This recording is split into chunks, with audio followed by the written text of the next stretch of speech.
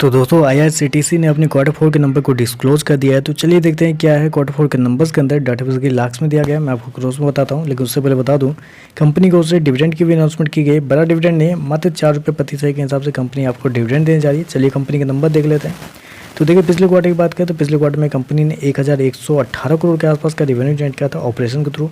पिछले साल मात्र 965 करोड़ के आसपास, जबकि अभी देखें तो बढ़ के 1154 करोड़ के आसपास कंपनी का जो रेवेन्यू है वो आपको जाता हुआ देख लो। तो साल दर साल देखें तो साल दर साल कंपनी के रेवेन्यू के अंदर एक अच्छी खासी तेजी आपको देखने को मिल रही है। ऑलमोस्ट बोल सकते हैं आप वही कि 18-19% के आसपास का जंप आपको देखने को मिला साल दर साल। वहीं अगर क्वार्टर क्वार्टर जाते हैं तो क्वार्टर क्वार्टर भी कंपनी के रेवेन्यू के अंदर वही 3% के आसपास की तेजी है। तो क्वार्टर क्वार्टर साल दर साल कंपनी का रेवेन्यू आपको बढ़ता हुआ देखने को मिल रहा है। मैं आपको बता दूं कंपनी शो कितना किया है, 1154 करोड़ के आसपास के रेवेन्यू, जबकि मार्केट का अनुमान भी था कि इस क्वार्टर में कंपनी का जो रेवेन्यू है वो 1145-50 करोड़ के आसपास आपको देखना। तो आप कह सकते हैं जितना मार्केट का अनुमान था एग्जैक्टली उतना ही कंपनी का रेवेन्यू आपको आता हुआ देखने को मिल रहा है। खर्चे की बात कर लेते हैं। पिछले क्वार्टर में 742 करोड़ खर्च किए थे, पिछले साल 655 करोड़। अभी देखें तो कंपनी खर्चे 813 करोड़ के आसपास आपको देखने को मिले। तो कंपनी खर्चे देखें तो कंपनी खर्चे इस क्वार्टर में थोड़े से ज़्यादा आपको देखने को मिल रहे हैं, क्योंकि क्वार्टरली बेसिस पे जाते हैं तो कंपनी खर्चे थोड़े से ज़्यादा आपको देखने को मिल रहे हैं। चलिए कंपनी का नेट प्रॉफिट क्या निकलता है पहले वो देख लेते हैं।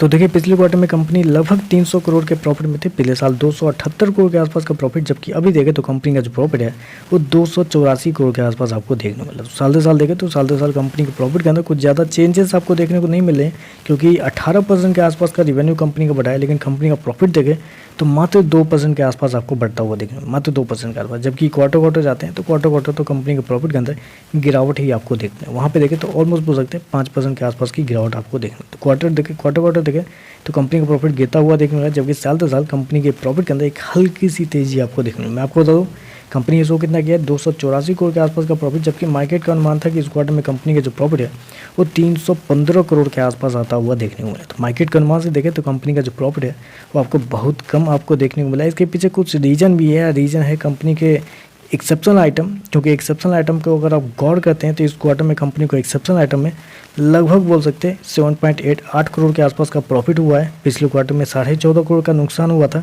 जबकि पिछले साल लगभग 25 करोड़ के आसपास का प्रॉफिट हुआ। तो एक्सेप्शनल आइटम में भी कंपनी को कुछ प्रॉफिट होते रहता है हर क्वार्टर, इसकी वजह से साल दर साल आपको देखने को मिल रहा है ऐसा। लेकिन मैं बताना चाहूँगा बेसिकली जब कोई भी ब्रोकर जो अपना एक्सपेक्टेशन निकालता है तो वो सारी चीज़ को ध्यान में रखते हुए ही निकालता है। तो ऐसे में देखें तो नेट प्रॉफिट जो कंपनी का है जो मार्केट के एक्सपेक्टेशन से बहुत कम आपको देखने को मिला है। ईपीएस देखें पिछले क्वार्टर में 3.75, पिछले साल 3.48, अभी देखें तो 3.55 के आसपास आपको देखने को मिला। तो ओवरऑल अगर नंबर को मैं समराइज करूं तो रेवेन्यू टोटली इनलाइन आपको देखने को मिला, और प्रॉफिट देखें तो मार्केट के एस्टीमेट से थोड़े से कमजोर देखने को मिल रहा है। तो देखते हैं मार्केट कैसे रिएक्ट करता है।